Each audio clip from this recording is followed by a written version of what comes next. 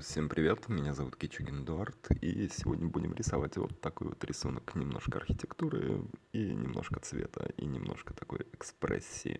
Я работаю чернилами Winsor Newton. Это, ну, такая, не чернила, тушь водорастворимая, и я делаю такой вот основной набросок. А если хотите больше видео по различным тематикам, смотрите в описании к этому видео.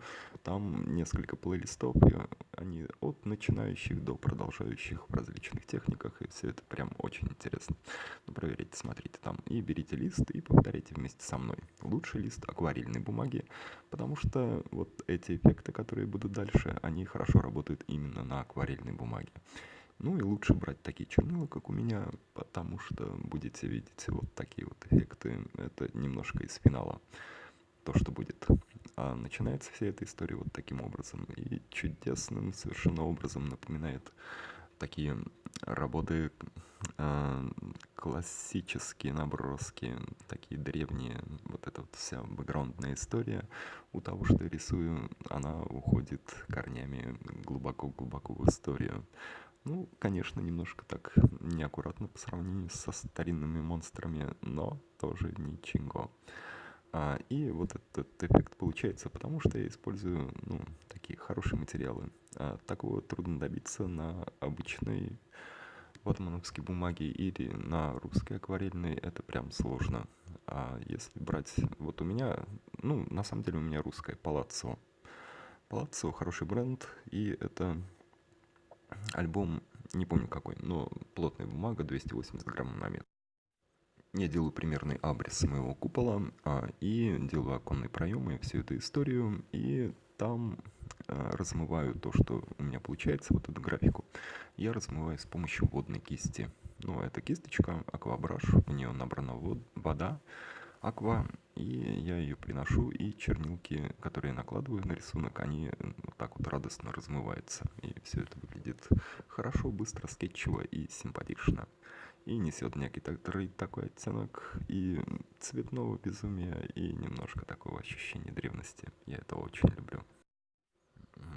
Подчеркиваю теневые области, подчеркиваю те места, куда, по моему мнению, должна примерно падать тень.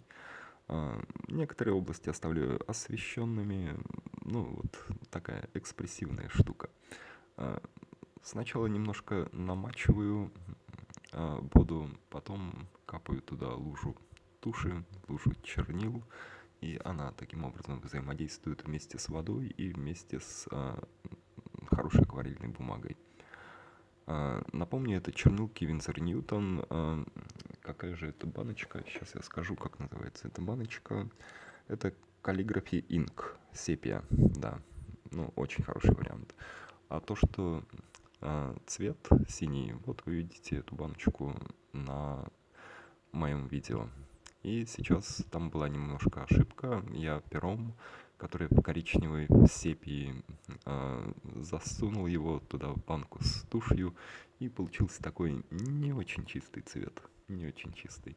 Ну вот дальше я пытаюсь исправить эту ситуацию. И мне кажется, само смешивание между сепией и вот этим голубым оттенком тоже очень хорошо получилось.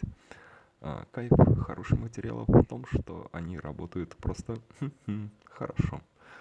Они помогают рисовать. Они не фиксируют, не формулируют ваш уровень рисования, а поддерживают. Вот это прям такая важная, интересная история. Набираю плотность у неба, и немножко оттенки неба приношу на мой вот этот вот купол. Для того, чтобы сделать такое некоторое прикликание, и вся эта история смотрелась не контрастно по отношению друг к другу, а гармонично. Такие вот настроенческие грязюки, и они довольно вкусные. Сейчас можно рассмотреть это все в деталях, я подлечу поближе, и можно посмотреть прям подробно-подробно, что вырисовывается у меня тут. И оттенки, по-моему, чудесные совершенно. Такие кайфы, а? Ну, посмотрите. Круто же и классно. Вот хорошая бумага, хорошие чернила и перо. Перо, оно прекрасно само по себе. Вот это вот моя звездочка. И вот это вот чернилки. Winsor Newton синие.